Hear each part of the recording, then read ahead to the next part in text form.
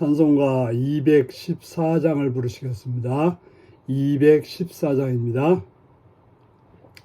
나 주의 도움 받고자 주 예수님께 빕니다.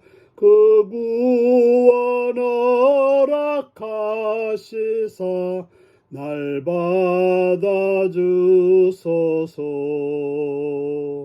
내 모습 이대로 주 받아주소서. 날 위해 돌아가신 주 날 받아주소서. 큰 죄에 빠져 영죽을 날 위해 피 흘렸으니 주 형상대로 빚으사 날 받아주소서.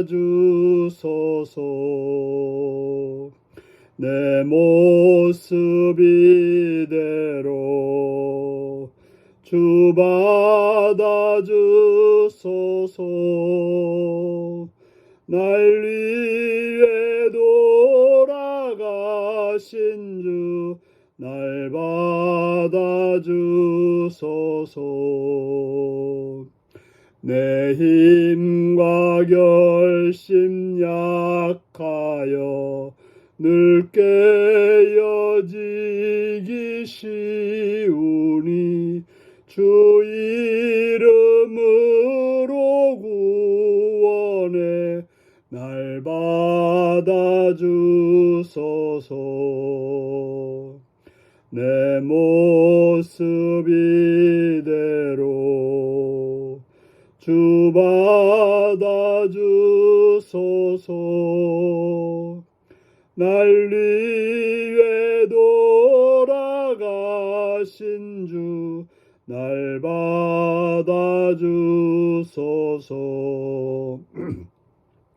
내 주님 서신 발 앞에 나 꿇어 엎드렸으니 그 크신 역사 이루게 날 받아주소서. 내 모습 이대로 주 받아주소서. 날 위해 돌아가신 주 날 받아주소서.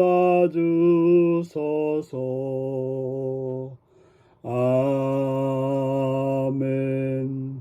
이 시간 우리 계신 하나님 말씀은 사도행전 20장 1절에서 12절까지 말씀입니다. 사도행전 20장 1절에서 12절입니다. 소요가 그침에 바울은 제 아들을 불러 권한 후에 작별하고 떠나 마게도냐로 가니라. 그 지방으로 다녀가며 여러 말로 제 아들을 권하고 헬라에 이르러 거기 석 달 동안 있다가 배 타고 수리아로 가고자 할 그때에 유대인들이 자기를 해하려고 공모함으로 마게도냐를 거쳐 돌아가기로 작정하니 아시아까지 함께 가는 자는 베레아 사람 브로와 아들 소바더와 데살로니가 사람 아리스타고와 세군도와 더베 사람 가이오와 및 디무데와 아시아 사람 두기고와 드루비무라. 그들은 먼저 가서 드로아에서 우리를 기다리더라. 우리는 무기절 후에 빌립보에서 배로 떠나 닷새만에 드로아에 있는 그들에게 가서 이레를 머무니라. 그 주간에 첫날에 우리가 떡을 떼려 하여 모였더니 바울이 이튿날 떠나고자 하여 그들에게 강론할세 말을 밤중까지 계속하며 우리가 모인 윗다락에 등불을 많이 켰는데 유두고라 하는 청년이 창에 걸터 앉아 있다가 깊이 졸더니 바울이 강론하기를 더 오래 하며 졸음을 이기지 못하여 3층에서 떨어지거늘 일으켜 보니 죽었는지라.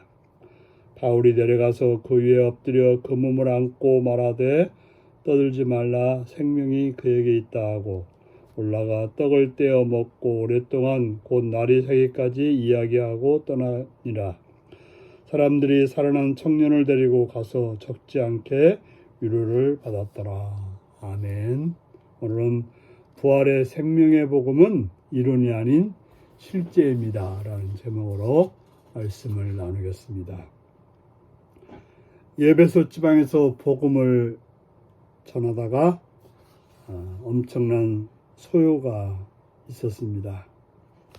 하지만 그 소요는 그치게 되었고, 이제 바울은 마게도냐로 가게 됩니다. 바로 이전에 복음을 전했던 곳을 다시 방문해서 제자들을 권면하고 굳세게 세우기 위해서 그렇습니다.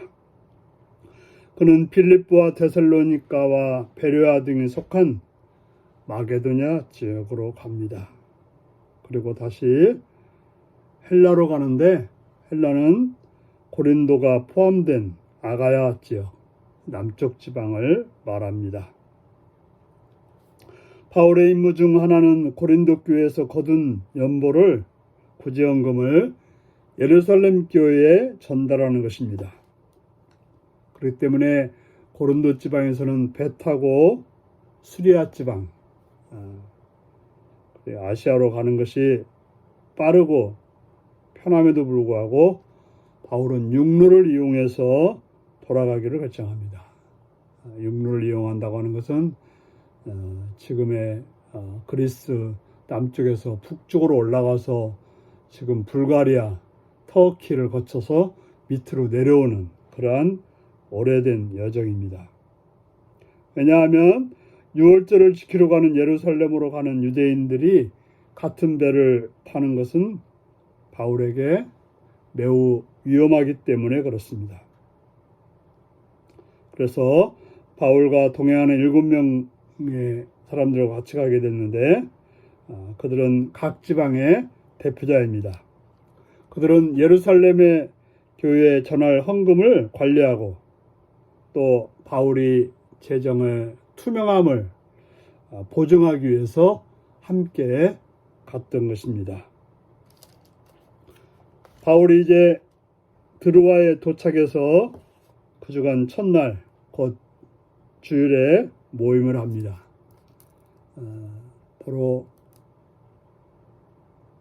그 주간 첫날, 안식일 다음 날, 바로 그때가 예수님이 부활한 날이어서 그렇게 그들이 모여서 예배를 드리고 말씀을 나누고 교제를 했던 것입니다. 떡을 떼는 것은 친교의 식사, 바로 애찬과 성찬식을 포함합니다. 성도들은 일과를 마치고 저녁에 모였고, 바울은 그들을 다시 만나지 못할 수도 있었기 때문에 오랜 시간 말씀을 강론하였습니다. 그런데 말씀 강론하는 시간이 길어지자 3층에서 말씀을 듣던 유두구가 졸다가 떨어져서 죽는 사고가 벌어집니다. 그러나 죽은 자에게 생명을 주시는 하나님이 바울을 통해서 유두구를 살려주십니다. 여기서 바울이 그에게 생명이 있다라고 말했다고 하는 것은 유두구가 죽은 사실에 대해서 두려움을 가지고 말씀을 듣는데 동요할까 봐 그렇게 말했던 것이고, 또한 바로 생명은 하나님께 있기 때문에 하나님께서 구해줄 거라고 하는 그런 말씀을 하신 것입니다. 바로 청년에게 일어난 이런 말씀이 생명의 기적을 낳고, 기적은 하늘의 위로를 풍성하게 만들어서 그들에게 하나님의 역사가 있다는 사실을 경험하고 체험하는 그러한 시간이 되어서 그들에게 적자는 위로가 되었다라고 말씀하고 있습니다. 바로 그들이 말씀을 따라서 행했을 때 하나님은 기적을 통해서 그들을 위로하고 힘을 주었던 것입니다. 우리도 말씀을 따를 때, 말씀을 청종할 때 하나님께서는 위로와 기적을 베풀어 주신다는 사실을 기억하고 오늘도 그러한 날로 사시기를 바랍니다. 기도하겠습니다. 자비로우신 주께 감사와 찬양을 드립니다. 죽음 앞에 두렵고 떨리는 마음이 있는 성도들에게 그들의 생명을 살려서 위로와 평강을 주시는 하나님께 감사드립니다.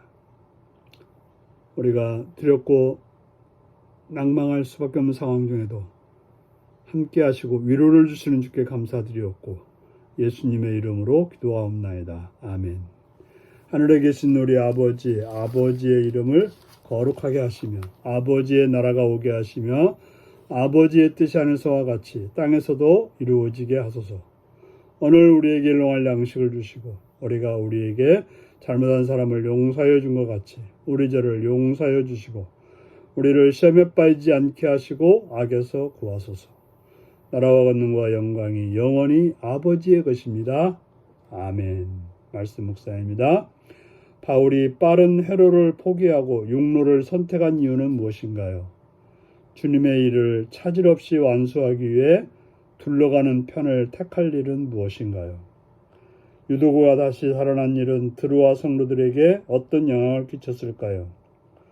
복음이 이론이 아닌 실제적인 능력임을 경험하는 사건은 무엇인가요? 오늘도 이 말씀을 묵상하며 주 안에서 복된 날로 오늘도 승리하시기 바랍니다. 샬롬.